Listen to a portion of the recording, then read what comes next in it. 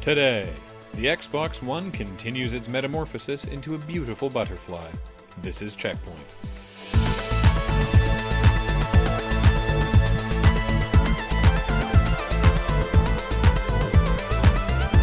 Welcome to Checkpoint, where we're going to call the first ever Gift a Game to an Aussie/Kiwi a huge success, thanks to everybody who participated. Yeah, we're going to have to turn this into an annual thing, but don't let that stop you from giving games to Australians or New Zealanders at other times of the year as well.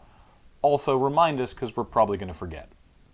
Time to visit your parents and get your old Nintendo Entertainment System out of their basement, because in honor of the upcoming DuckTales Remastered, Capcom has produced 150 limited edition gold NES carts of the original DuckTales game. Arriving nestled in shredded dollar bills, the games were custom built by retro art collective I Am 8-Bit, using real hand-painted vintage cartridges and containing all new high-quality circuit boards to ensure that this is an item you can pass down to your grandchildren, who will probably be disappointed that it looks like crap on their 500-inch nano laser televisions. Sony is releasing a mobile game for iOS and Android called PlayStation All-Stars Island. Sackboy, Nathan Drake, and more try to win, wait for it, Coke Zero orbs, which they can use to unlock Make It Possible moves. Why yes, Coca-Cola did sponsor this game, how could you tell? And why yes, it is both a thinly veiled ad for Coke Zero and a lame Temple Run ripoff. Good job, Sony and Coke. You've managed to make a branded game less exciting than Burger King's dull, yet creepily stalkerific Sneak King. Now go fire whoever is responsible for this. Something big is going down at Sony Santa Monica. Former Sony employee Cory Barlog, who was the writer and game director of God of War 2, has returned to the company, and now that he's back, he's putting together what he describes as an Ocean's 11-style super team to work on a huge, exciting game. Good job, Cory, but don't close applications just yet. After all, doesn't your team need someone who can write jokes with deadly accuracy?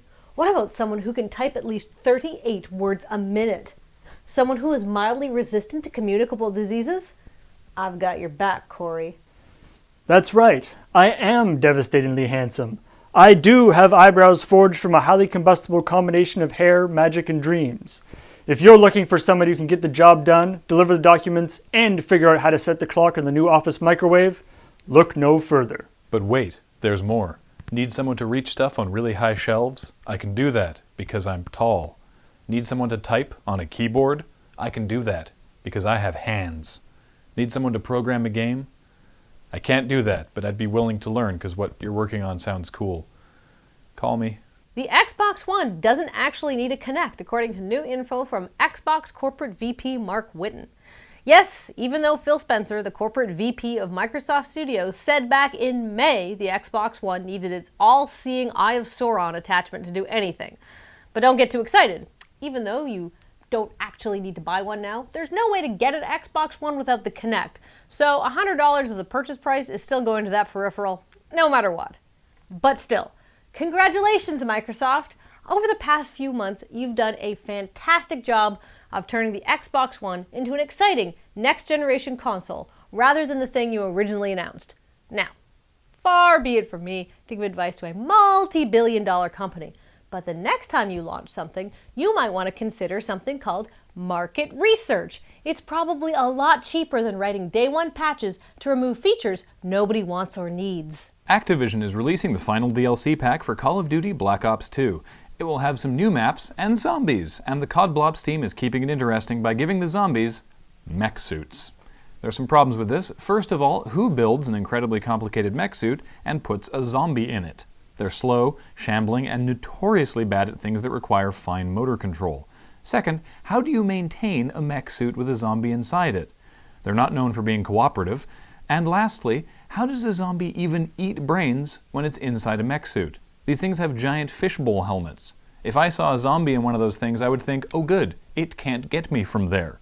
Thanks, COD Blops devs. You've inadvertently stumbled across the one thing in the world that gets less threatening when you put it in a mech suit. I hope Cory Barlog does get a hold of us, because your skills sounded primo. Hey man, those are just my foreplay skills. I'm saving my real skills for the job interview. And what, pray tell, are your real skills? I'm not going to tell you right now, they're my ace in the hole. They're secret, but I will tell you. They involve fudge.